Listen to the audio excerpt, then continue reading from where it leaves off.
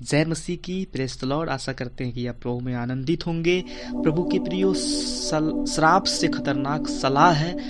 इसको हम अच्छी और बेहतर तरीके से समझने के लिए हम आपको एक नबी की कहानी सुनाते हैं, जिससे आपको ये समझ में आएगा कि श्राप से खतरनाक सलाह है। बाइबल में दर्ज गिनती की पुस्तक 22 अध्याय का 21 पद में जब हम देखेंगे, वहाँ एक दुष्ट नबी के बारे में वर्णन किया गया है। बाइबल में दर्ज बिलाम एक दुष्ट नबी था और वह उल्लेखनीय है क्योंकि दुष्ट नबी होने के बावजूद भी वह एक झूठा नबी नहीं था। कहने का भाव यह है कि बिलाम ने परमेश्वर की आवाज सुनी और परमेश्वर ने उसे सच्ची नबूवतें दी, परंतु बिलाम का हृदय परमेश्वर के साथ नहीं था और अंत में उसने अपना असली रंग दिखाया और इज़राइल को सही मार्ग से भटका दिया। जब राजा बालाक को पता चला कि यरदन नदी के पास कितने इजरायली छावनी लगाए बैठे हैं और किस प्रकार उन्होंने अमोरियों को परास्त कर दिया। प्रभु के प्रियो, ये बात तब की है जब इजरायलियों ने कूच करके येरियो के पास, यरदन नदी के पास मोआब के अराबा में डेरे खड़े किए। ये आपको गिनती की पुस्तक 22 अध्याय में मिल जाएगा। सिपोरा के पुत्र बालाक ने देखा कि इजराइल ने एमोरियों से क्या क्या किया है, इसलिए मोआब यह जानकर कि इजरायली बहुत हैं, उन लोगों से अत्यंत डर गया। यहाँ तक कि मोआब इजरायलियों के कारण अत्यंत व्याकुल हुआ। तब मोआबियों ने मिद्यानियों पुरनियों से कहा, अब वह दल हमारे चारों ओर के सब लोगों को ऐसा चटकर जाएगा जिस तरह बैल खेत की हरी घास चटकर जाता है। उस समय सिपोर का पुत्र बालाक मोआब का राजा था और इसने पतोर नगर को, जो महानद के तट पर बोर के पुत्र बिलाम की जाति भाइयों की भूमि थी, वहां बिलाम के पास दूत भेजे कि वह कहकर उसे बुलाए, सुन, एक दल मिस्र से निकल आया है और भूमि उनसे ढक गई है और अब वे मेरे सामने ही आकर बस गए हैं।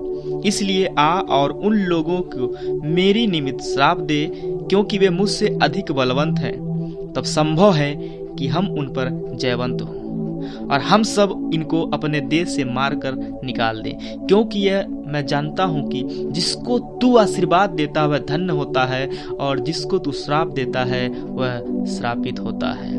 प्रभु के प्रिय, राजा बालाक अपने सेना को बिलाम के पास भेजता है इस बात के लिए कि वो आए और उन इजरायलियों को श्राप दे।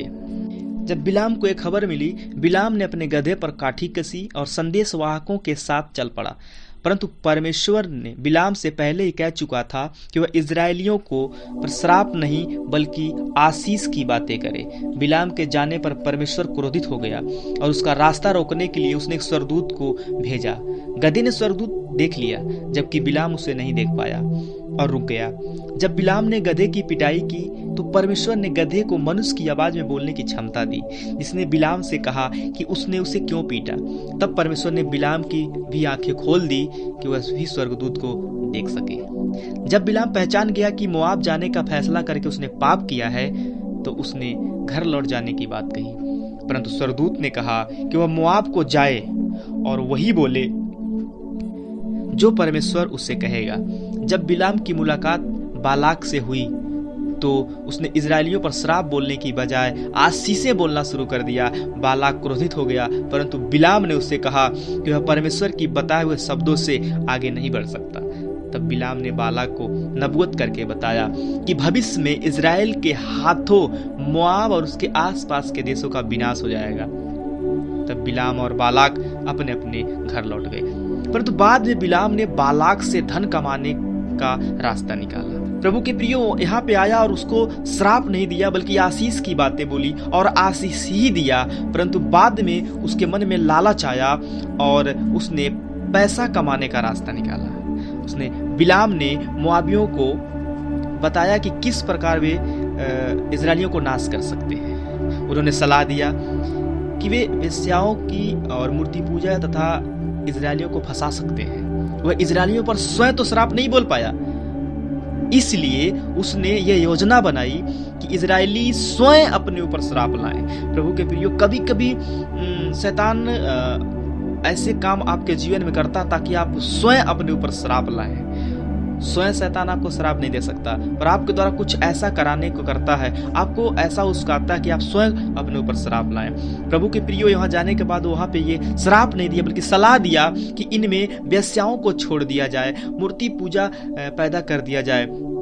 और ऐसा सलाह देकर के आया। बालाक ने बिलाम की सुझाव का पालन किया और इजरायली पाप में गिर गए। वे बालपोर देवता की पूजा करने लगे और मोआबी लड़कियों के साथ कुकर्म करने लगे। इस कारण परमेश्वर ने उनकी छावनी में महामारी भेज दी। प्रभु के प्रियो, जो उसका श्राप उसे नाश नहीं कर दिया, वो अपने ऊपर उसे श्राप लाए और ये उसके सलाह के कारण हुआ। परमेश्वर ने वह महामारी भेज दी जिससे 24,000 पुरुष मारे गए। इसको और गहराई से समझने के लिए गिनती 25 अध्याय आप पढ़ सकते हैं। पतरस ने झूठे उपदेशकों की तुलना बिलाम से की, जिसने अधर्म की मजदूरी को प्रिय जाना। ये आपको दूसरा पतरस 2 अध्याय के 15 पद में मिल जाएगा। यहूदा ने भी इसी प्रकार कहा कि बिलाम आर्थिक लाभ के लिए भ्रष्ट हो गया। अंत में यीशु ने भी पिरगुमन की कलीसिया को उनके पाप के बारे में चेतावनी देते हुए बिलाम का उल्लेख किया। शैतान की चालों में अधिक बदलाव नहीं आया है। यदि वह सीधे तौर पर परमेश्वर के लोगों पर श्राप नहीं बोल सकता तो वह उन्हें अन्य तरीकों से फंसाने का प्रयास करेगा। प्रभु के प्रियो, शैतान डायरेक्ट आपको श्राप नहीं दे सकता है, पर आपके अंदर वो लालसा पैदा करता है ताकि आप अपने ऊपर श्राप लाएं और परमेश्वर का क्रोध आपके ऊपर भड़क जाए। प्रभु के प्रियो, जिस प्रकार से ये बिलाम के द्वारा शैतान ने काम किया और उसने सलाह देकर आ गया, वो श्राप नहीं दिया लेकिन सलाह दे दिया, जो कि श्राप से भी घातक ठहरा और बहुत से इजरायली नाश हो गए। सो प्रभु के प्रियो, आशा करते हैं कि इस बिलाम नबी यानी कि दुष्ट नबी के द्वारा आपको कुछ सीखने और समझने का मौका मिला होगा। इसलिए आप सावधान रहें और प्रभु में लीन रहें। जय मसीह की आप सबको।